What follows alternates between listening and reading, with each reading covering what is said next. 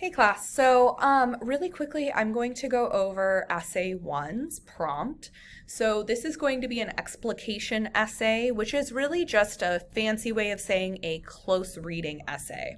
So we are going to choose one of the poems that we were assigned. So it has to be one that we read for this class. And we are going to write an essay. And so this essay is going to ask us to closely analyze the text and to create a thesis or an argument from what we find in our text, okay?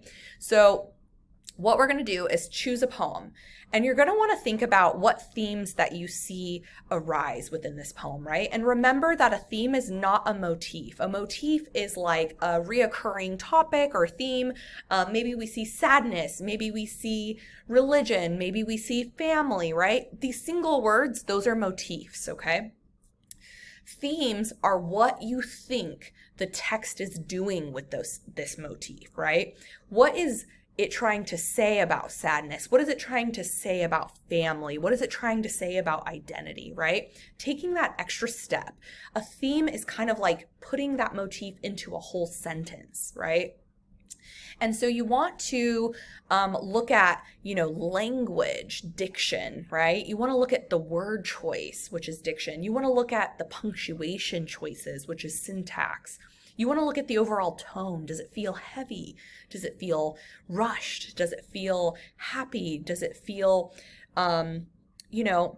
confused? Why do you think it feels that way, right? What was the word choice? What was the style? What was the choice of punctuation to create that sort of tone, right? And how are all these things showing that the author is critiquing maybe the way that complicating plays a role in something? How is this reinforcing gender norms? How is this, complicating someone's experience with education? Whatever relates to the poems specifically that you choose, right? The things that I'm throwing out are just ideas, but they aren't necessarily actually related to the poems of choice, right? You have to look at our syllabus and in our modules to see what readings we reviewed, right? So you're going to want to double check what that due date is, right? Because that's really important. And you'll be able to find these instructions in the modules early on before the essays due. So basic overview, right? So for this first essay, you're going to choose one poem, only one. We're not comparing. We're just diving deep into one poem. And you want to look at that like underlying meaning. And the meaning is whatever you interpret it as. The key is making sure you can pull out specific quotes, specific textual evidence to prove your point, okay? And you're going to form an idea or argument about the poem of your choice. So this is going to be a thesis-driven paper, right? And you want to focus on speaker. Who is the speaker? Who is telling us the story, right? Diction, word choice, tone, which is like emotions, genre.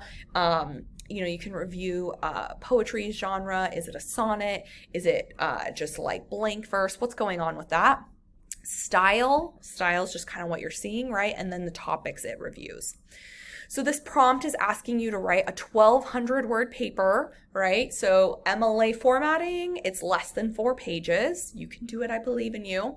So you'll be focusing on only one poem. If this poem of your choice is very lengthy, it would be in your best interest to focus solely on 1 or 2 stanzas because we want to dive deep with our analysis, right? And whatever you say the overall theme is or that overall argument is, whatever your thesis is, everything you bring up in your paper has to connect back to that thesis, right? Which is the heart and soul of your paper. So to avoid summary, right? Summary is just restating, well, this happens in the poem and that happens in the poem and that happens in the poem. But what is all of that demonstrating? What is that showing us? How is it connecting back to that overarching theme, right? That overarching message. Why is this significant? How is that all coming together? Asking those whys, those hows, and pulling in textual evidence and then connecting that and saying what that demonstrates will help you avoid summary, okay? To do well on this paper, you want to start with a hook. Hooks can be a question, a general statement, a quote maybe that's integrated. Always integrate our quotes. If we forgot how to do that from freshman comp, you want to review the modules for that. Be sure to give enough background, right? You need to introduce your text by title and author's first and last name in that intro paragraph. I should not end the first paragraph and not know which poem you have chosen. I should know which poem you chose, okay? You want to have a clear thesis statement, which is the last sentence of your intro paragraph, and it needs to have a claim, your main argument, right? What's the theme? What's the message? Why is this important, right? And then the how and the why.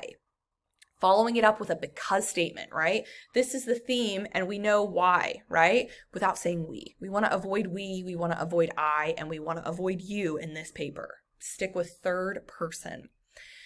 You want to ensure that your body paragraphs have strong analysis and explanation, right? Don't just say this happened, then this happened, then this happened.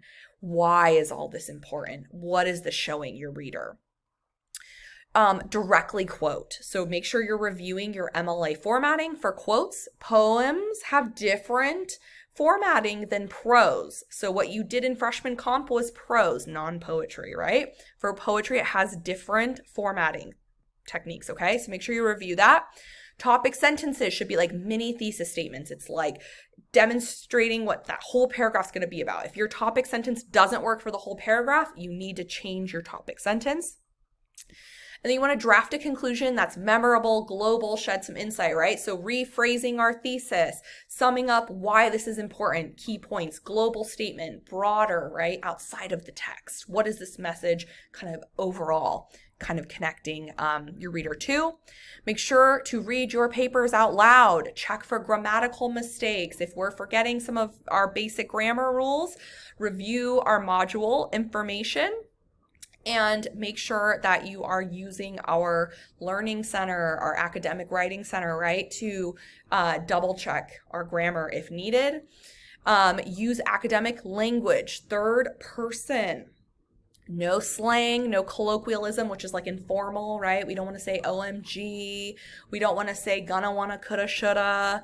We don't want to say feel, it makes me feel some type of way. Vague, 1, 2, slang, right? And just like kind of colloquial, conversational.